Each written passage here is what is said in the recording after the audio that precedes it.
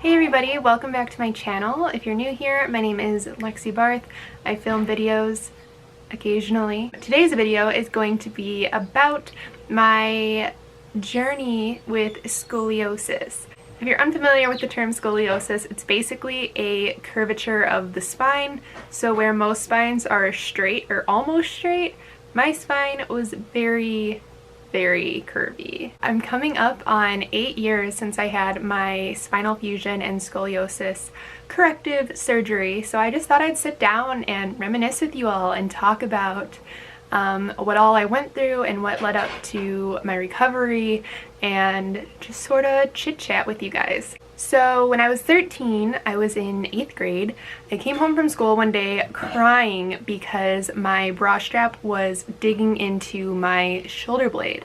And I took off my shirt and I showed my mom my back and asked if it looked okay. And not only was it very scratched, but my mom noticed that my back was super misshapen and just kind of deformed looking. We scheduled an appointment with my pediatrician and he diagnosed me with scoliosis on January 10th of 2011. I was originally told that I had 2 curves, which would give me an S-shaped curve. You either have a C shape or an S shape, and I had an S. I don't remember exactly, but my measurements at that time were somewhere around 80 degrees and 66 degrees. Now, with scoliosis, corrective surgery is usually required above 40 degrees, so I was well past 40 degrees, and that meant that I needed surgery, which I absolutely knew.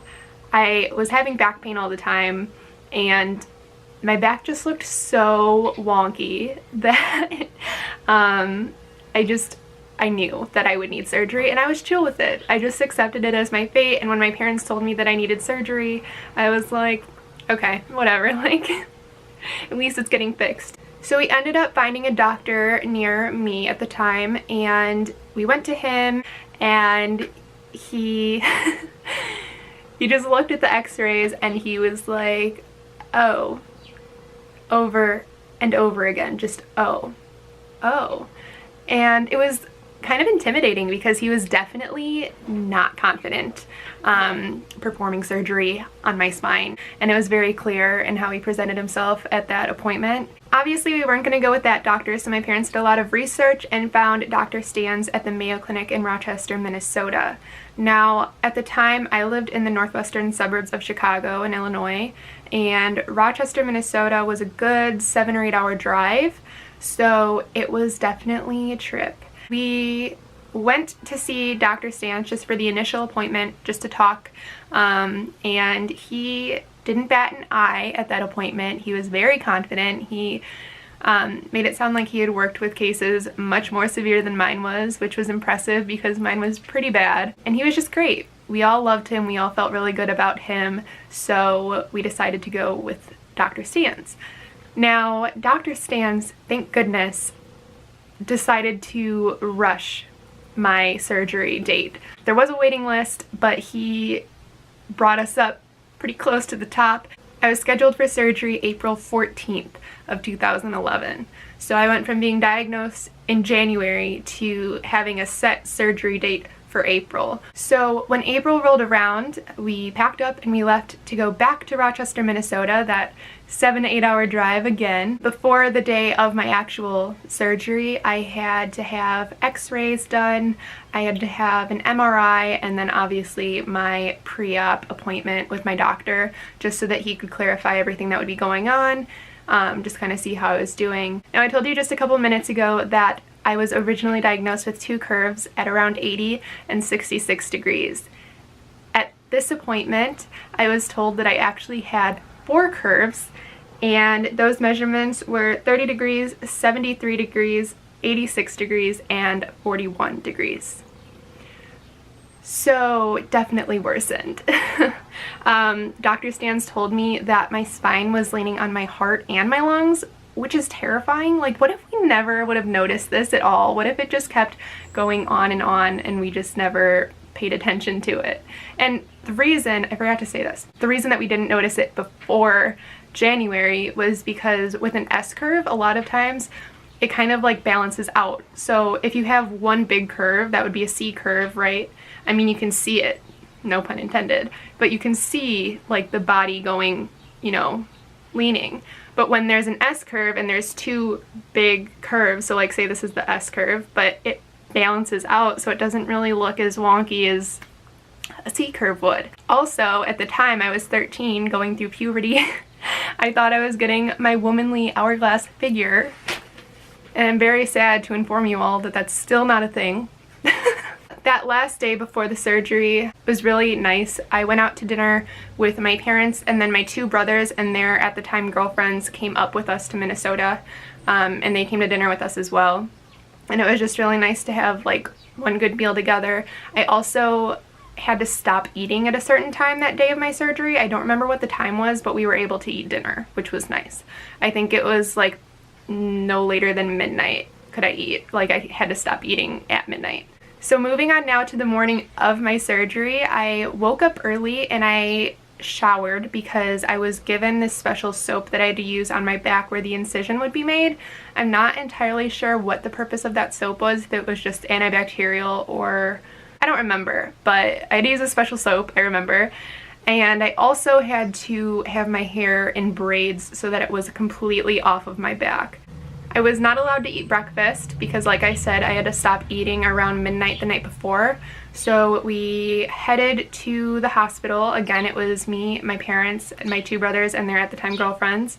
And we sat in a waiting room for, I want to say, like 15-ish minutes. It could have been more or less than that. And then I was taken into a little room where they prepped me. They gave me my IV. And they gave me a little pill that was for like nerves, I think. I don't remember being that nervous, but maybe I was. Regardless, I took it. So yeah, we stayed in that room. I don't remember how long. I'd say anywhere from like a half hour to an hour, but I could be way off. So then they got me in my little bed and I was able to pick one family member to come with me into the OR. I chose my brother Jordan. So Jordan and I headed back into the OR. All of the instruments were laid out on the table, which was a little bit intimidating, but I knew that it was just because the doctors had to do their job and that's what they needed to do their job. And I feel like the last thing I remember is somebody, probably the anesthesiologist, administered the anesthesia and telling me to imagine myself on a white sand beach with the waves crashing or something like that, and in a matter of seconds I was just out. Surgery took about 10 hours and I woke up with 17 screws, 4 wires, 3 hooks, 2 rods, and a 24-inch battle scar. A 10-hour surgery is insane. I also woke up 3 inches taller than I was when I went into surgery, which was wild. I think I was around 5'6" when I went into surgery, which would have put me around the same height as my mom. And then I woke up and I was closer to 5'9", and I was taller than my mom, which was bizarre. So basically, for those of you who are watching who aren't in the scoliosis community, what a scoliosis surgery does is it takes your spine and it screws in all the screws on either side, and then the screws, like the head of the screw, is able to hold the rod.